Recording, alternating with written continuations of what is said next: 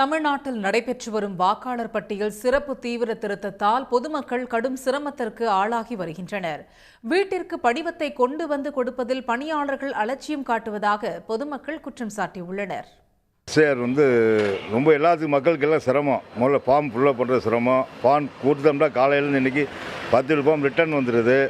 யார் யார் எவ்வளோ கொடுக்குறாங்க, என்னென்ன எழுதுன்னு மக்களுக்கு தெரிய மாட்டேங்குது.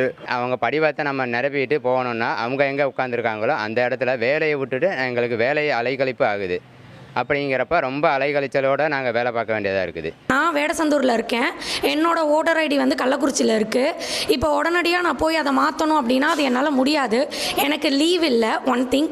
ரெண்டாவது என்னென்னா, இப்போ எங்கள் அப்பா அம்மாவை அந்த ஃபார்மை வாங்கி பண்ணலாம் அப்படின்னா அவங்கக்கிட்ட அதை கொடுக்க மாட்டாங்க. ஸோ இப்போ நான் தான் நேரில் போகிற மாதிரி இருக்குது.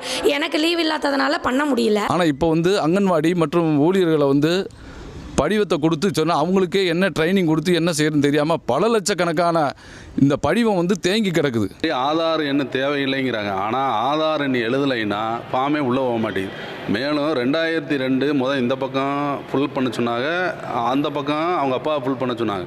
ஆனால் அந்த 2002 எங்கே போய் கண்டுபிடிக்கிறதுன்னு மிகப்பெரிய குளறுபடி. இந்த மாதிரி SIR ஃபார்ம் கொடுத்துருக்குறாங்க, எங்கள் வீட்டில் கொடுத்துருக்குறாங்க. எங்கள் வீட்டில் பெரியவங்க இருக்கிறாங்க, அவங்க பார்த்துட்டு அவங்களுக்கு எதுவுமே தெரியல.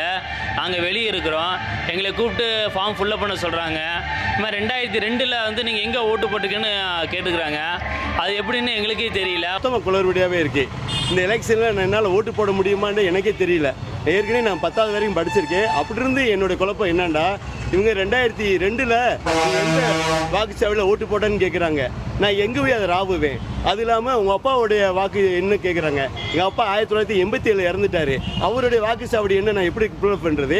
அம்மாவோடைய வாக்குச்சாவடி எப்படி புல்லப் பண்ணுறது? அவங்க வெளியூரில் இருக்காங்க, அவங்க வேறு பூத்தில் இருக்காங்க, அவங்க ராவ முடியும். SIR ஃபார்ம் என் வீட்டில் கொடுத்தாங்க. நான் ஃபார்ம் ஃபில் பண்ணி கொடுத்துருக்கேன். ஆனால் நான் 2002 எனக்கு ஓட்டு இல்லை. நான் ஸ்கூலில் படிச்சுட்டு இருந்தேன்.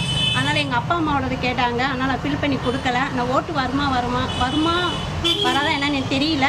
உடனுக்குடன் செய்திகளை தெரிந்து கொள்ள சன் நியூஸ் பெல் ஐகானை கிளிக் பண்ணுங்க.